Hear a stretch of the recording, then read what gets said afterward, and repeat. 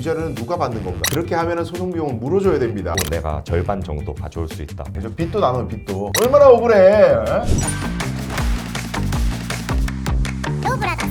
자, 이제 이혼을 하게 되면 중요한 문제가 이제 재산 문제인데, 크게 이제 재산 분할과 위자료가 나눠지게 됩니다. 위자료 재산 분할, 많은 분들이 헷갈려 하시기도 하는데, 위자료는 위자, 자금으로 위로, 돈으로 위로한다, 정신적 피해를, 그런 개념이 되겠고, 재산 분할은 뭐 누구 명의로 돼 있든 부부 생활하는 동안에 만들어 놓은 재산이 있다면 각자 이 가정을 이룩한 기여가 있으니까 이 재산을 나누자라는 개념이 되겠는데요. 위자료부터 우리가 좀 이야기를 해보죠. 예. 위자료는 법원에서 정해줘야 하는가, 아니면 내가 액수를 딱 세팅해서 청구를 하는 건가, 위자료는 누가 받는 건가, 이런 위자료에 대한 이야기들을 정리를 해주시면 좋겠습니다. 그 위자료는 배우자의 부정행위나 폭행 등 이혼 사유가 상대방에 있다고 인정될 때 받을 수 있는데, 일단 법원이 결정적으로 이제 뭐 결정은 짓죠. 위자료 액수는 법원이 결정하지만 기본적으로 우리가 청구를 할 때 아무래도 뭐 소가라든지 승소 비율이라든지 이런 문제가 있기 때문에 이제 상대방에 대한 유책 배우자의 유책 경위에 따라서 법률 전문가의 도움을 받으시면은 그런 부분이 어느 정도 적정선이 있습니다.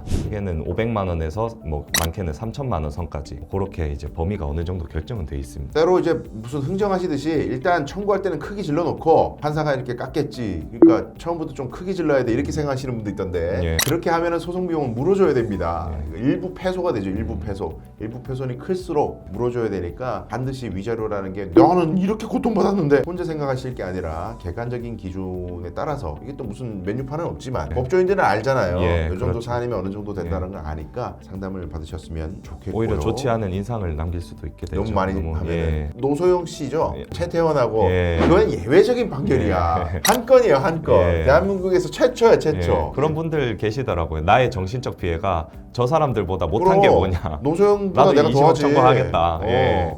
충분히 공감합니다만은 현실이 참 쉽지 않습니다. 자, 그리고 재산 분할을 이야기를 좀 해야 될 것 예. 같은데, 재산 분할이란 거 아까 제가 간단하게 말씀을 드렸지만은 남자 명의 재산, 여자 명의 재산 가리지 않고 예. 일단 다 같이 모아놓고, 자, 여기 공동 재산인데 요거를 각자 살아오는 동안 얼마나 이 재산을 형성하는데 누가 얼마나 기여했냐 따져가지고 판사님이 툭 잘라서 이건 네 거, 요건 네 거, 이렇게 나눈다는 거잖아요. 예, 근데 맞습니다. 구체적인 기준이 중요할 것 같아. 예. 땅도 있고 아파트도 있고 차도 있고 뭐 연금도 있고 보험도 있고 엄청 많은데 어디서 이게 도대체 뭐 비율도 얼마나 나눌지 기준이 있어야 될 것 같거든요. 아무래도 혼인 생활이 길어지다 보면 누구 명의로 하더라도 누가 얼마나 기여를 했는지 사실 이거는 밝히기가 힘듭니다. 그렇죠. 예, 뭐 가정 주부로서 가정을 이제 충실을 했기 때문에 뭐 남편이 돈을 더 잘 벌어올 수도 있는 그렇죠. 그런 사정이 있는 거기 때문에, 그래서 법원도 구체적인 뭐 사건이라든지 뭐 결정 기준이 있는 건 아니고 대체로 혼인 기간 지속에 따라 결정을 하게 됩니다. 전업주부라고 하더라도 가사노동을 했기 때문에 이 재산 형성하는 데 기여를 했다고 볼 수 있다. 전업주부여야만 남편이 일을 하니까 가사노동 덕분에 일을 더 그렇죠. 잘할 수 있었으니까. 예. 혼인 기간이 길어질수록 전업주부가 재산 형성에 기여한 비율이 좀 높아지는 경향이 있는 것 같고, 그죠? 예, 그 혼인 기간이 이제 길어질수록 뭐 이제 분담 비율이 많게 5대5로 이렇게 거의 나눠질 5대5로 수 가죠. 있는데, 네. 예, 처음부터 어떤 재산을 딱 가져왔다, 고유 재산이다, 이런 부분이 있을 수 있고, 더 나아가서 혼인 중에 이제 한쪽 명의로 취득한 재산이 있을 수 있고, 이런 부분을 합쳐서 특유 재산이라고 하는데, 공동재산 안에 안 들어오는 재산인 예, 거죠? 보통은 요 특유 재산들 때문에 재산 분할에 있어서 이제 잡음이 발생하는 건데요. 그래요. 어차피 이 부분들은 한쪽 명의로 돼 있는 경우가 다수이기 때문에 이걸 나누는 게 어느 정도냐. 내가 그래서 상대방이 명의자가 아니더라도 뭐 혼인 기간이 10년, 20년 이상 됐을 때 내가 절반 정도 가져올 수 있다. 뭐 이런 개념 보시면 될 것 같습니다. 그러니까 특유재산이라는 게 이제 부부가 같이 형성한 재산이 아니고 내가 개인적으로 이제 뭐 예를 들면 집안 어른한테 받았다든지 뭐 예. 그런 건데, 오히려 재산보다 더 핫한 게 채무입니다. 채무, 빚. 그래서 빚도 나누면 빚도 부부가 같이 생활하다가 빚이 생기면 이제 나누는 건데, 제일 문제되는 게 남편이 아내 모르게 비트코인 투자한다고 한 8천만 원 땡겼어 어디서. 근데 이것도 재산 분할로 나눠야 된대. 5대5. 얼마나 억울해. 에?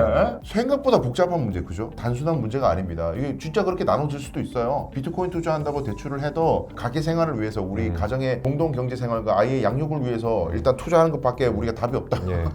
다들 시작은 투자라고 생각하시기 그럼. 때문에 뭐 소극 재산도 나누는 게 혼인 공동생활 유지에 의미가 있는 부분이면 나눌 수 있는데 뭐 도박이야 일방적인 이제 그러겠지. 뭐 일탈 행위이기 때문에 나눠지기는 어려울 것 같은데 코인 투자라든지 많이 뭐 어려워. 주식 투자라든지 이런 부분들은 혼인 생활에 밀접한 이제 관계가 있다고 일단은 주장을 할 것이기 그렇죠. 때문에 한쪽은 예. 게다가 무슨 뭐 창업한다고 예. 개업해가지고 뭐 예. 장사하겠다고 어디서 돈 빌렸다가 사기당해가지고 돈 예. 다 갚아야 되고 막 예. 이런 상황 됐을 때 뭐 내 혼자 잘 되려고 했어? 우리 집을 위해서 한 거지 내가 이런 식으로 다 싸우잖아요. 예. 그래서 예. 빚도 너도 좀 가져가. 진짜 많습니다 이거 문제. 네. 부동산, 연금, 보험 나누는 방법들이 있지 않겠습니까? 밑에 배우자한테 좀 불리한 방법으로 갈 수 있거나 뭐 그런 부분이 알게 모르게